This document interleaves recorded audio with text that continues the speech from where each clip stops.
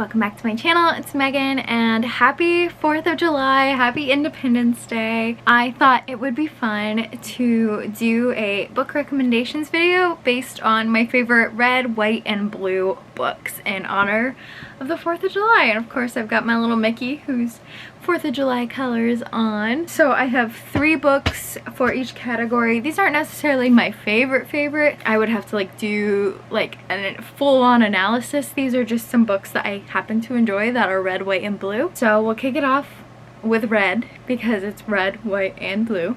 Yay. So these are 3 red books that I really enjoy. So first up we have Four Dead Queens by Astrid Schulte.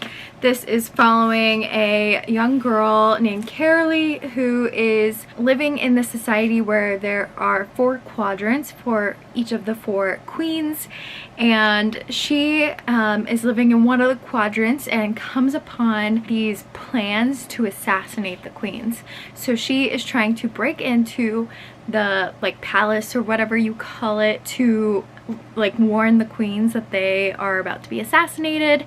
And there's almost an unreliable narrator aspect to it, and there's some time skips and everything, and then sometimes we get the perspective of the queens, and it's just such a fun fantasy mystery novel, and I highly recommend it.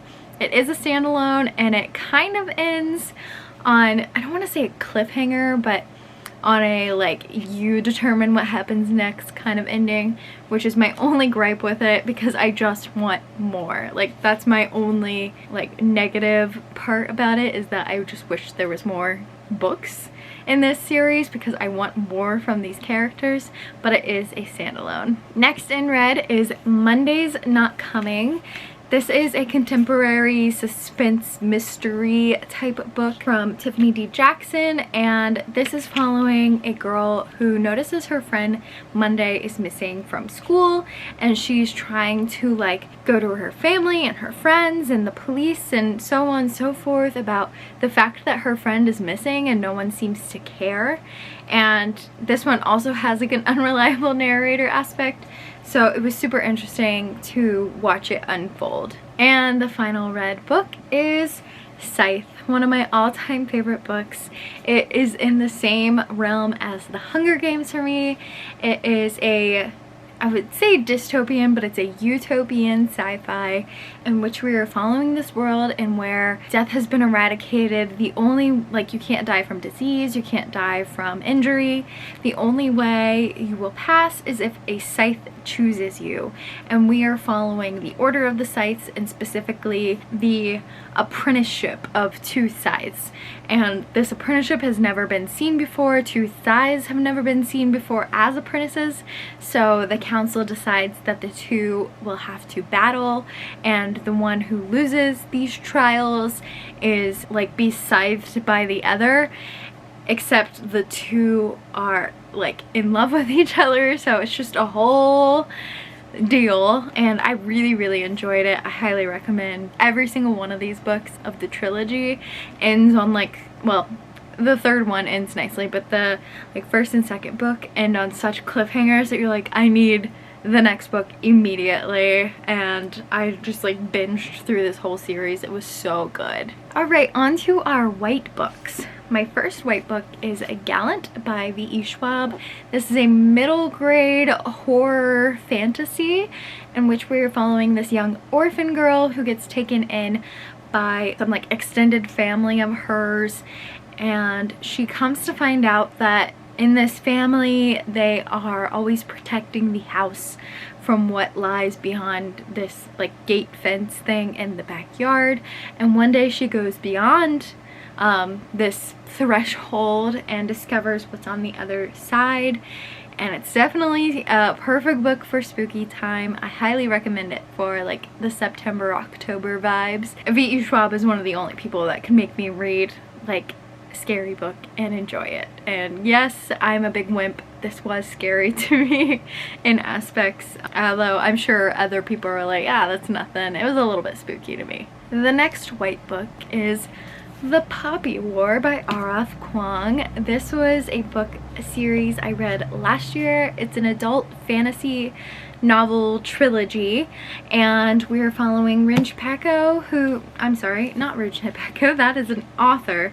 Rin is the first name of the character, but I don't remember what her last name is. Fang Runin goes by Rin. So this is super interesting. It's got magic, it's got enemies to lovers, it's got political aspects, so it's super fun. In this first book we are following Rin, who has been raised that she only has two options. She can either be married off, like provide for children and her husband for the rest of her life, or she can go to this military academy and basically die. So those are her two options. She chooses the military academy and absolutely dominates. Just girl things. But I actually really loved this. I wish that there was more of the academy. It does end like halfway through of the academy and then flips to the war, but it is called the Poppy War, so what else can you expect? But yeah, I really enjoyed the series. And book number 3 for white covers. This one kind of has red, white, and blue, but predominantly white, I would say. Either predominantly white or blue. I guess you could go either way. We're gonna call it white. This is The Merciful Crow by Margaret Owen.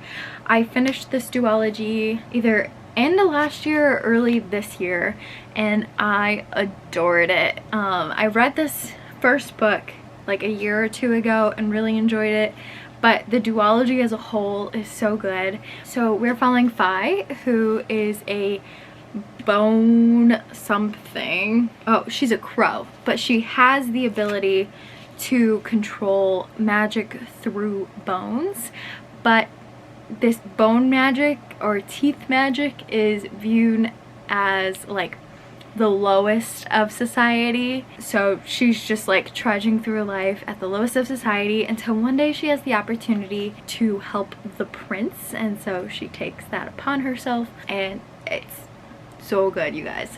So good. Highly recommend. And on to our blue books.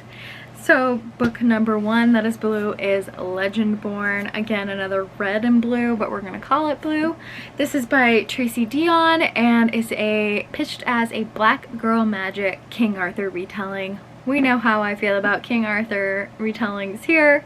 This was actually, I think, my favorite book of 2020 or 21, I forget which year, but it was a #1 book of the year for me. And we are following a girl named Bree who is going to college, and she comes upon a scene that she is not supposed to see.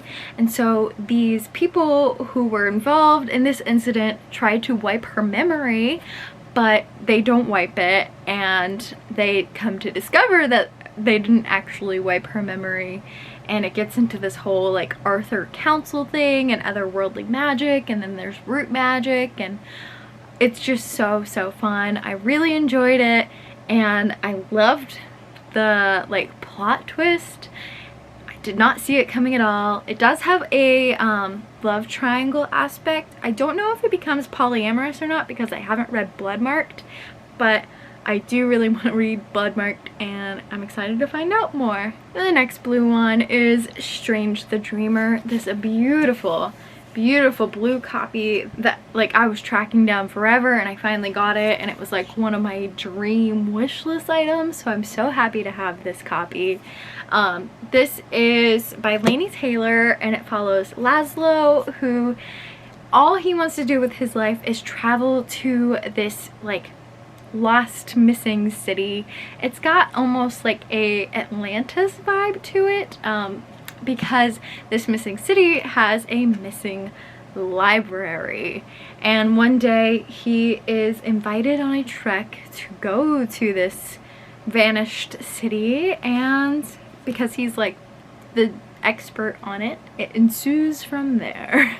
Really loved that book, really loved that series in general. Another one I highly recommend all of these. I love them all, so there you have it. And then the final blue book is Renegades by Marissa Meyer. This is in the same vein as Scythe for me as far as like how much I like it and the cliffhanger aspect. This is following a society that is split into renegades and, oh, what's the other clan called? Anarchists, I want to say. It's like heroes and villains essentially. We are following two different perspectives. We are following Nova, who is part of the anarchists, and Adrian, who is part of the renegades. I could be getting a little bit mixed up, but Nova has to infiltrate the renegades and pretend that she is a hero in order to do some mission, and it gets a little chaotic from there, you know. I really enjoyed all of these. I hope you guys enjoyed this recommendations video. Let me know what your favorite red, white, and blue books are, and I'll check you in my next one. Bye, friends.